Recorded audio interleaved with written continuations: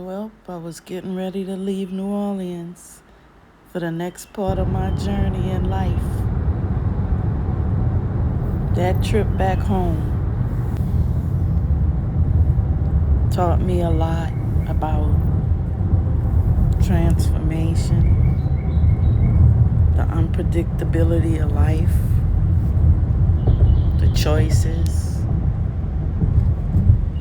the ability to love.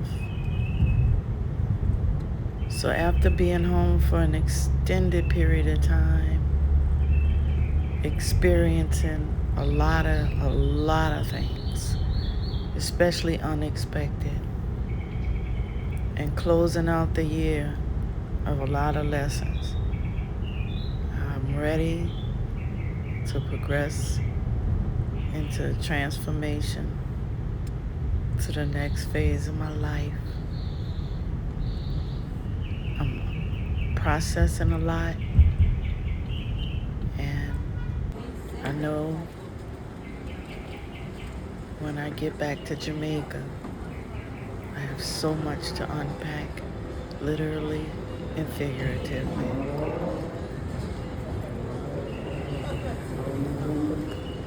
Yep, just floating through the Louis Armstrong International Airport. It's quite beautiful, with a lot on my mind. Feeling similar feelings to when I returned to New Orleans after Hurricane Katrina. Not knowing what to expect, trying to brace myself for the unknown. Well, I'm waiting to go in my last connecting flight to MoBay. The airport is chaotic, but I'm heading home. I'm very appreciative.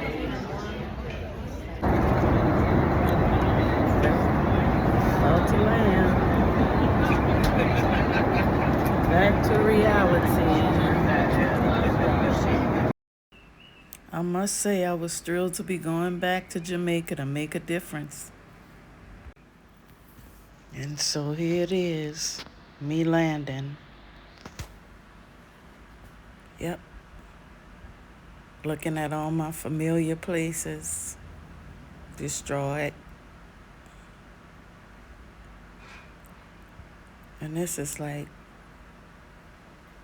a couple of months after Melissa hit. The greenery already in nature is coming back. Right here we riding through Catherine Hall. That was decimated. Not far from my community where I live. Maybe 5 minutes away. One thing I could say about Jamaicans, they are some of the most organized, systematic, practical-minded problem solvers I've ever witnessed. The progress that has been made in such a short time from such a devastating occurrence blew my mind. But I understand coming from that environment. Yep.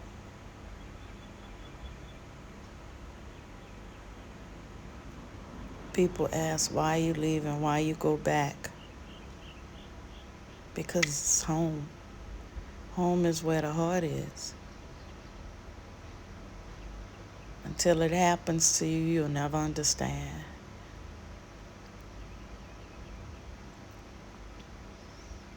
People used to talk trash about those of us who live on the Gulf Coast, or now hurricanes. They found out there's a whole big old world out there. They're hitting everywhere. But they would say, why you keep going back and rebuilding? Just like some people say, well, why are you going to Jamaica after such a devastating storm? But it's because when you become a part of a community, you're there for the good times and the bad times. You find new family that you never knew existed. And you see how valuable the power of love is. I love being able to be living proof that no matter what you go through, you can make it through. I love spreading that message to people who I never met before, who I could say, look, I've been through what you've been through, and I'm here, and I'm thriving. It was very emotional coming back. I think about how I felt entering my community, where we are right now at this portion of the video.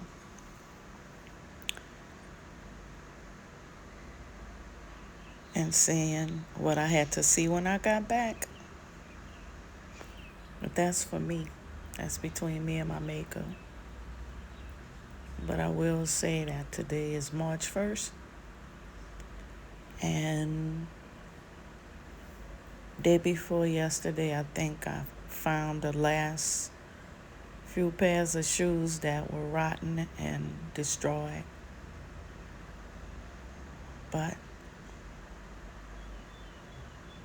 the benefit of going through Katrina was that it made me never want to accumulate so much material stuff.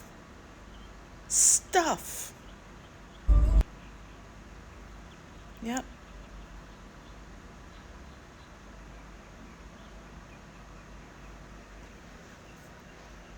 The importance is that we are all fragments of the same wholeness, of the same divinity that we worship.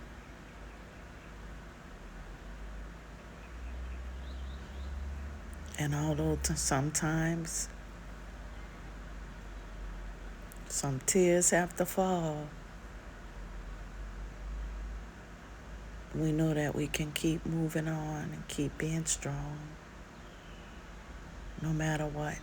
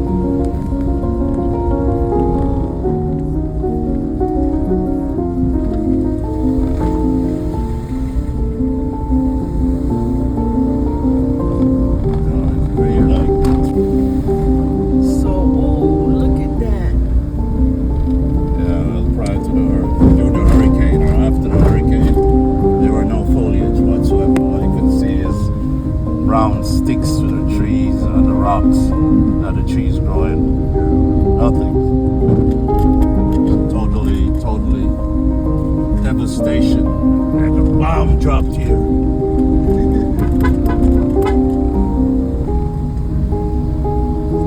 These guys.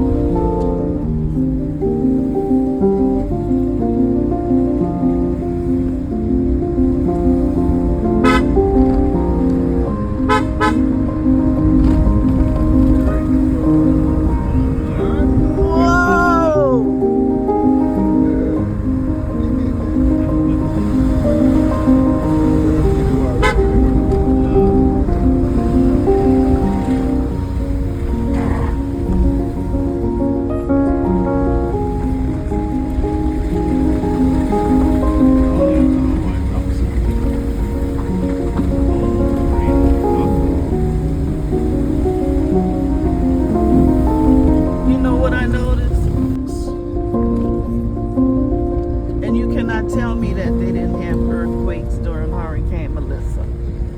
I'm sure they did. They had new ravines in certain parts. I think a small 3 point something.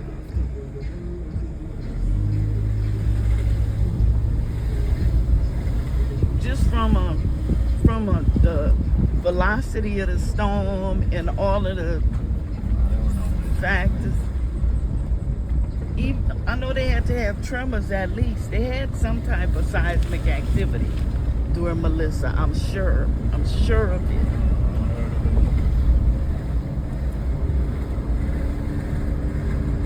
Wow.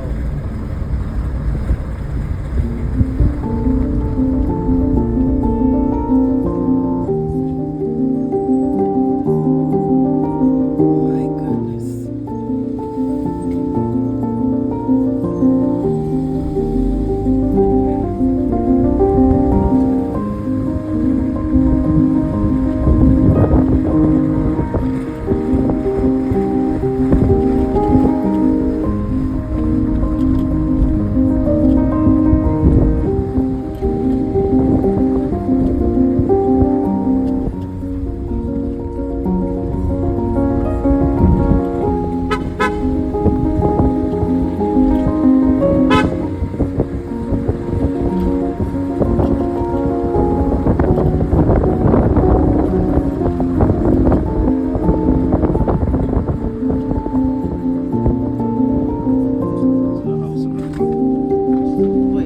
Yeah.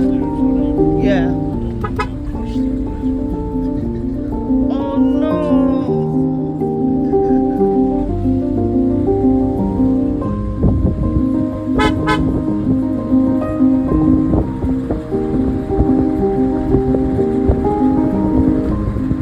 Wow.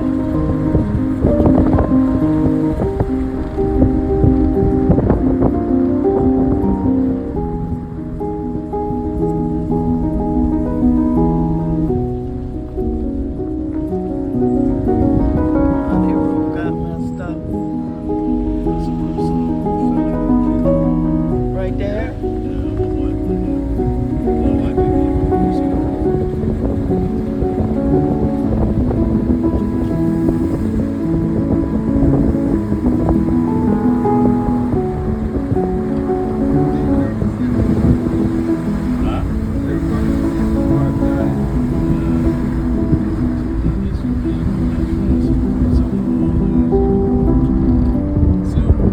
After the hurricane, you can see everything for miles and miles. Not like now. Right. You can see all through those trees, all brown spot. No. Yeah. So Wow. way, way, way up there.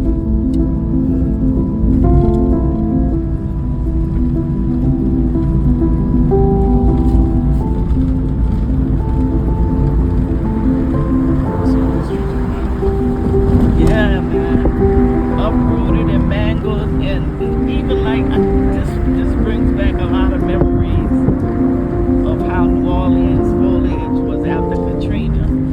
You know, everything get brown and all the distortions and shapes are like something out of the Wizard of Oz almost. Just like that here.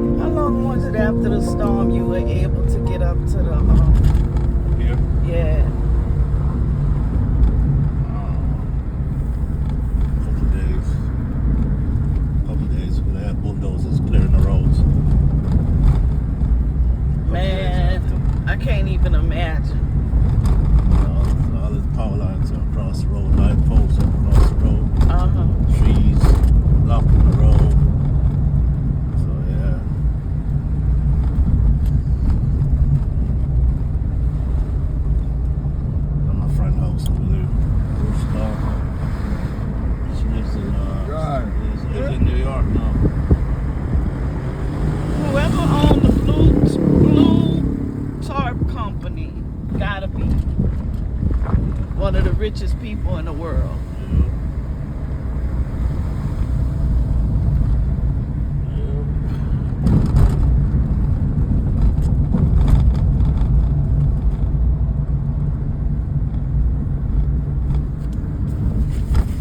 Yeah, I'm so happy that people are able to start over or pick up or whatever, because that's the most difficult part. It's like getting smacked down unconscious and then having to run it in a marathon. But if you go slow and steady and pace yourself, before you know it, it ain't gonna be the same as it was before, but it's gonna be what you need at this stage of your life, according to John. That's just how it goes.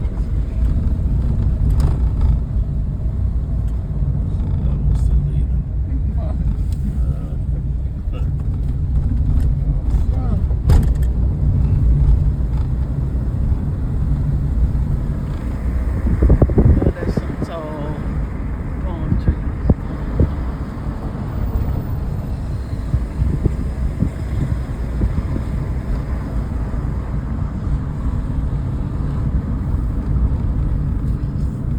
Yeah, I don't remember going this way often, I can say that. Here we go.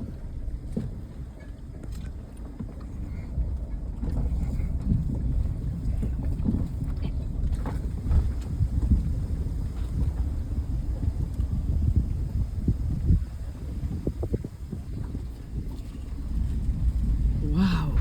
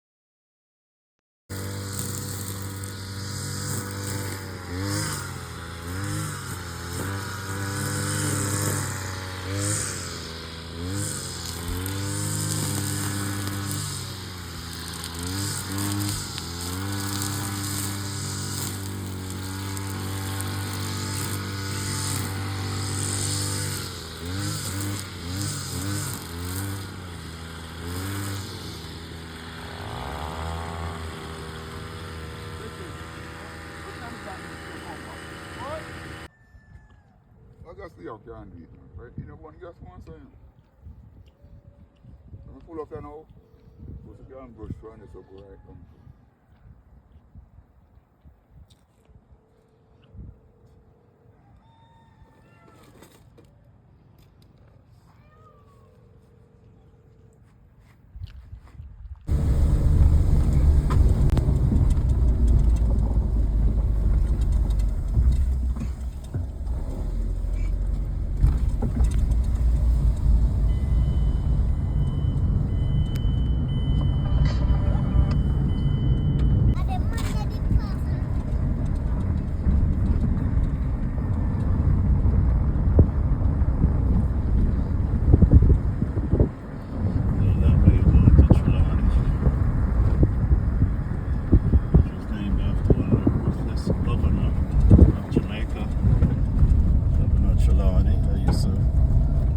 Slaves. Well, y'all need to change that name.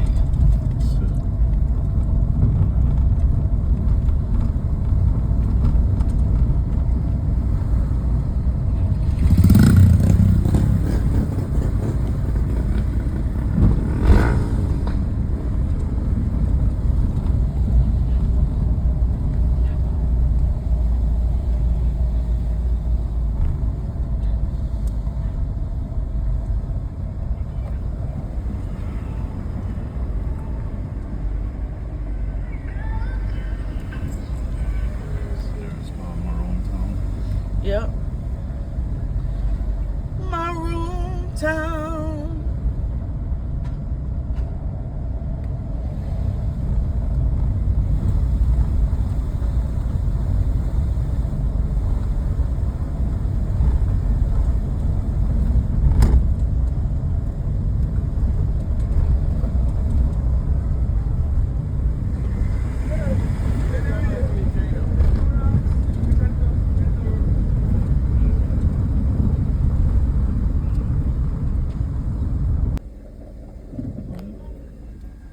A slave church. Church belonged to the Mullen Plantation. It's one of the bigger churches up in this area. Can hold probably up to maybe 300 to 400 people. Where he was built back in the 1700s.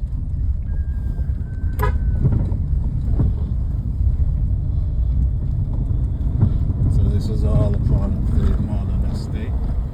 This is an old plantation run by the English colonizers. Jamaica.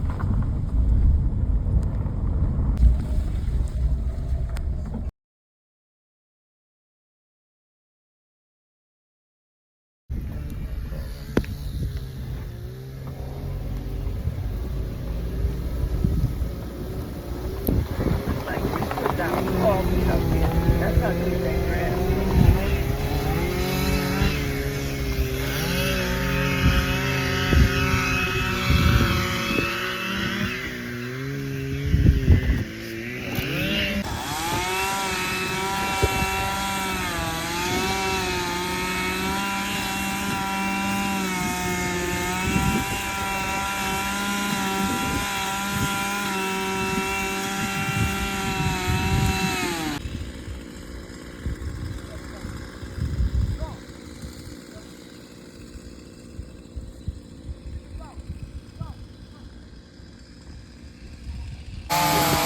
Almond trees are just like umbrellas.